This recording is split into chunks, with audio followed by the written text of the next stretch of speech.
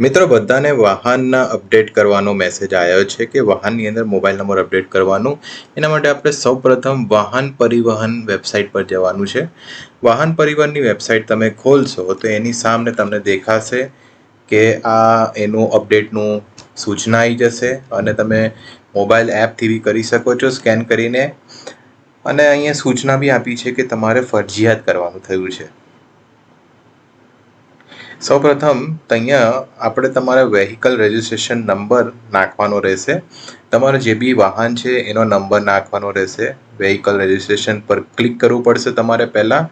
અને નીચે તમારો જે રજિસ્ટ્રેશન નંબર છે જે બી તમારા એરિયાનો કોડ હોય અને તમારો વાહન નંબર છે એ નાખીને અહીં એક્સેપ્ટ ટર્મ્સ કન્ડિશન કરીને પ્રોસીડ કરવું પડશે.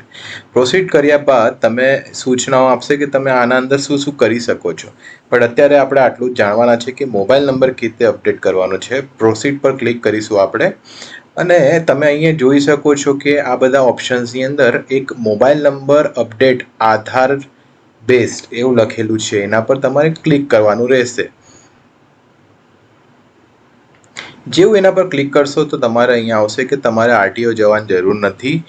તમારું અહીંથી જ અપડેટ થઈ જશે. તમારે વેહિકલ રજિસ્ટ્રેશન નંબર તમારું ઉપર બતાવશે અને ચેસિસના તમને 5 આંકડા છેલ્લા નાખવાના રહેશે. તમારો જે બી ચેસિસ નંબર હશે તમારા આરસી જે તમારી કાર્ડ છે આરસી બુક છે એની અંદર છેલ્લા 5 આંકડા નાખવાના રહેશે. તો એ 5 આંકડા તમે જેવું નાખીને વેરીફાઈ ડિટેલ કરશો એના પછી તમારી વિગતો ખુલશે અને તમારે અહીંયા બતાવશે કે આધાર ઓટીપી બેઝ નાખવાનું છે અને એની અંદર આધાર નંબર નાખવાનો રહેશે. તમારો જે બી ઓનર હોય ઓનરનો જ આધાર નંબર નાખવાનો છે. જેવું તમે નાખશો એના પછી તમારે બધી વિગતો બતાવશે કે આની અંદર આ વસ્તુ છે. તમારે એની અંદર બધી વિગતો ભરવી પડશે. Chassis number, registration number, engine number અને પછી આવશે કે મોબાઈલ નંબર તમારો સક્સેસફુલ રજીસ્ટર થઈ ગયો છે. બસ આટલું જ સિમ્પલ છે. આવી રીતે તમે કરી શકો છો તમારો મોબાઈલ નંબર અપડેટ. કંઈ બી પ્રોબ્લેમ હોય તો તમે કોમેન્ટ કરી શકો છો. Thank you.